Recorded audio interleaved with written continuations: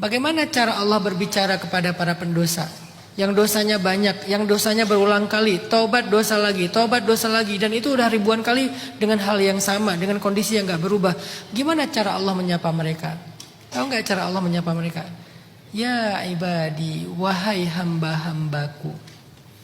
Masih dipanggil hamba. Dan hamba adalah panggilan manja, panggilan baik, panggilan mesra dari Allah kepada kita. Allah kalau menyebut nama Muhammad, Allah enggak menyebut Muhammad, Allah menyebutnya Abdun. Subhanalladzi asra bi'abdihi. Padahal kan bisa aja Subhanalladzi asra bi Muhammadin. Bisa kan? Kenapa enggak Muhammadin tapi Abdin?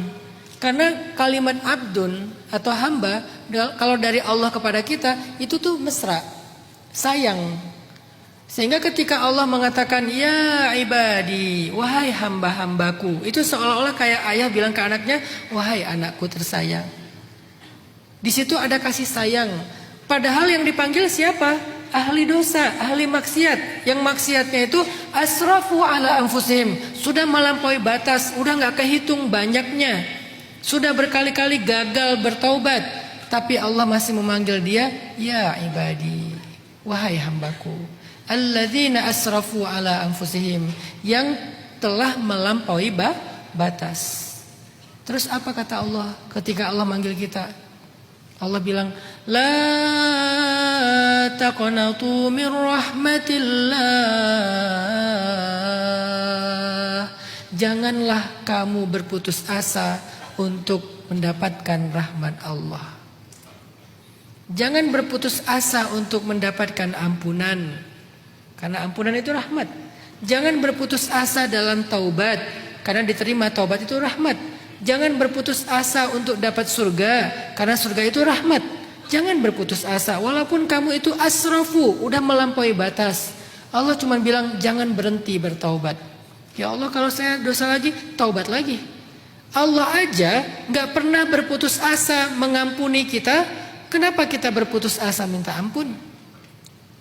Allah nggak pernah berputus asa mengampuni dosa. Kita dosa, besoknya taubat, lusanya dosa lagi, Allah ampuni. Taubat lagi, berdosa lagi, Allah ampuni. 1000 kali kita berdosa, 1000 kali kita minta ampun, 1000 kali Allah mengampuni dan tidak ada batas. Sampai nyawa ada di tenggorokan kita atau matahari terbit di barat. Maka kata Allah, la taqnatu, jangan nyerah. Belajar lagi, ajo, saya, kita semuanya. Semua pendosa, yuk belajar lagi, perbaiki lagi. Semua kita punya pendosa yang bahkan sampai hari ini masih kita lakukan.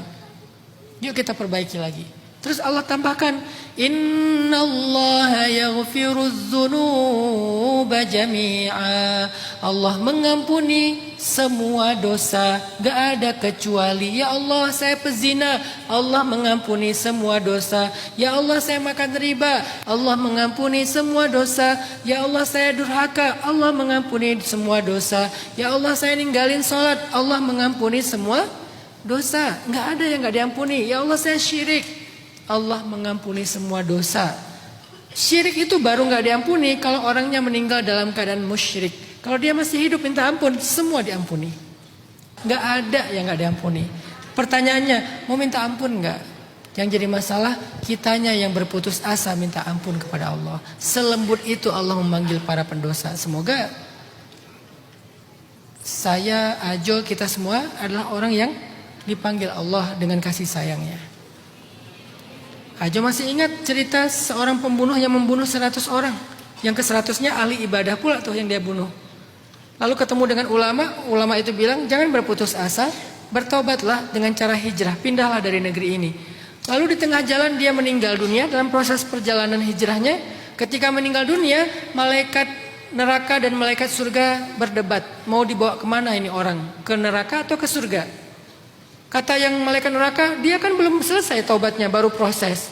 Kata malaikat surga, tapi dia kan udah niat taubat, tapi kan dia taubatnya belum benar, belum tentu benar, karena belum sampai. Debat, akhirnya Allah bilang, ukurlah tanah tempat dia meninggal, jaraknya ke tempat yang dia tinggalkan dan tempat yang dia tuju. Kalau dia lebih dekat ke tempat yang dia tuju, maka dia ahli surga. Kalau dia lebih dekat ke negeri yang dia tinggalkan, maka dia ahli neraka. malaikat pun mengukur. Sebetulnya itu tanah lebih dekat ke negeri yang dia tinggalkan.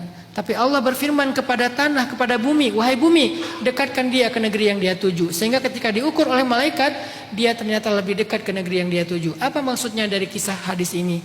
Allah yang merahmati dia supaya dia masuk surga. Walaupun dia belum tuntas taubatnya. Bagian kita taubat aja. Allah tuh Maha Rahman. Memang kita sedih sih kalau berulang kali berbuat dosa, gimana nanti akhir dari kehidupan kita. Tapi jangan berhenti untuk memperbaiki diri. Gak ada yang sekaligus. Semuanya butuh proses. Salah lagi, perbaiki lagi. Salah lagi, perbaiki lagi. Semoga Allah berikan taufik kepada Ajo dan kita semuanya sampai ke hadirat Allah dalam keadaan ya ayyatuhan nafsul mutmainnah. Allahu a'lam.